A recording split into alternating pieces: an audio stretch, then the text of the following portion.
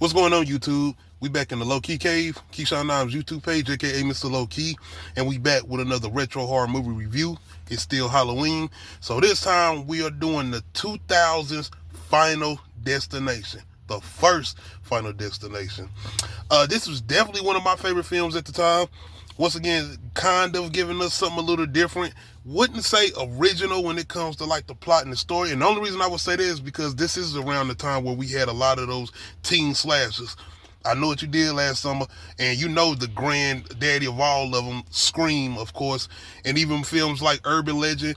But this movie was no different outside of the main killer being the Grim Reaper, as far as not having technically a face or nothing, just being this thing that pretty much is trying to put death in order or whatever.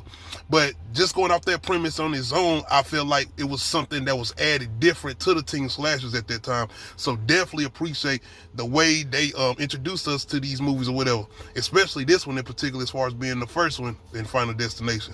But of course, you know, plot wise, we got this young man who is going on a school trip with his friends and teachers or whatever, but he has this premonition of the plane exploding or whatever. So he trying to get everybody out, but people are looking at him like he's erratic. What's going on with him? But he ends up getting himself off. I know y'all probably like, nigga, we know the plot of Final Destination. I'm just saying, I'm giving you a rehash, a recap. A couple of y'all might not have seen it in a minute. But anyway, once he does get, well, a couple people end up going off or whatever, trying to check on him or whatever. Even some of his friends are getting off. When the plane does take off, it does end up exploding. What's crazy is the people who got off the plane end up dying in the order they were sitting on the plane.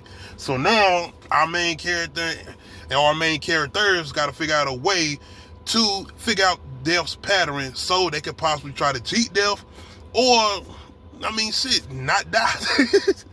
What's crazy about this movie is I always used to think, even going into this first one or whatever, it's like, okay, so if you do cheat it this one time, do you got to do this shit continuously? Because that shit would it would drive you crazy trying to predict when the death is going to come or how you could possibly die being it if it's your turn.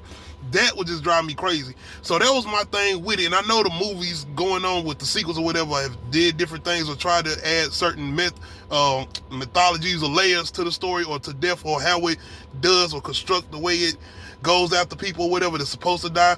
But like I said, my thing with the first one, being that this was the first one, was okay, even if y'all get past it, which they pretty much tell you by the time you get to the end, that yeah, this shit is still gonna be on your ass. It really ain't no way of getting away from it. So outside of what my girl doing the sequel, who locks herself in a crazy house, I feel like ain't no other way. What other way is it to pretty much get away from this or try to cheat death?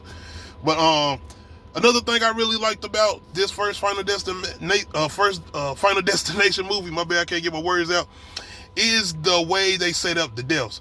Because you start to watch these movies, especially after the first one. I would say after the first two, you start to go into these movies to see the way people are going to die and the unpredictability of the way they're going to die. Even with some of the fake outs, and then it end up going a certain way.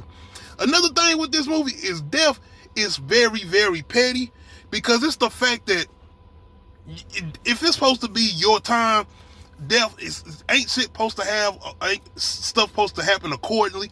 Like, it's just supposed to happen a certain way. But the way death is in Final Destination movies, especially this first one, it's like it's got the rain shit in its own way, because stuff might not go according to plan when it comes to death. And it's like, okay, I got to step in and inconvene, make a convenience. Because especially with the teacher, the one lady teacher, you know, when she's pretty much about to move after everything that happened, she's going through a trauma, and she doing the stuff with the computer or whatever, and then you got death pretty much like, oh, let me crack this cup. Like, the cup wasn't broken, nothing.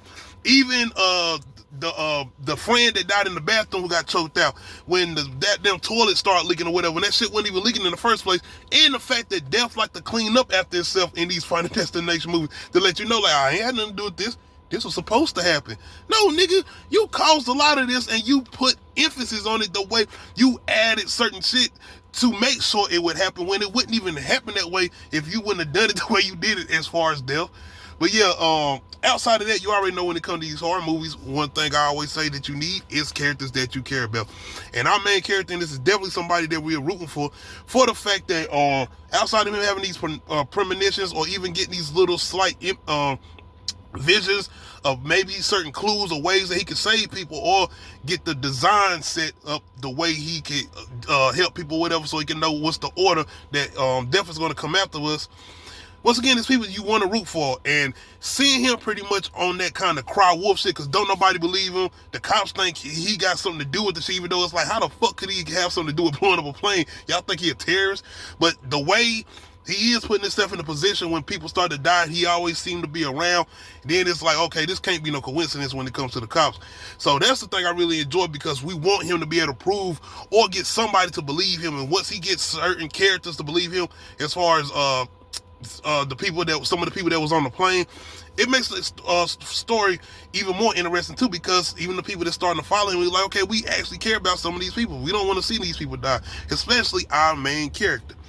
But outside of that, like I said, it definitely brought some kind of fresh to the teen slashers at that time, and the way they've been able to do even with the sequels. Like I said, I feel like those first two, maybe I'll throw in number 3 with the roller coaster. It felt like we had characters that we was really engaged with, that we wanted to see figure out this pattern or figure out a way to not die. After that, though, I feel like after the first 3, then it's kind of like we just here to see the way people gonna die. We try to see how death is going to get creative with doing what it do, kind of similar to even the Saw movies, I would say. But y'all let me know how y'all feel about the first Final Destination when it came out around 2000.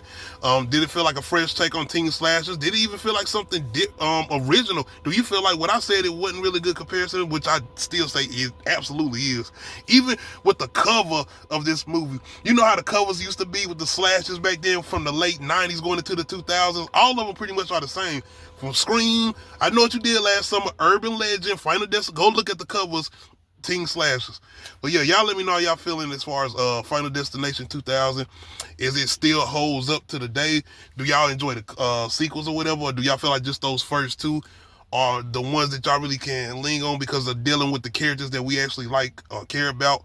Y'all let me know. Make sure you hit that like button, make sure you hit that subscribe button, make sure you hit that notification bell, let you know when I upload new videos. Other than that, we out.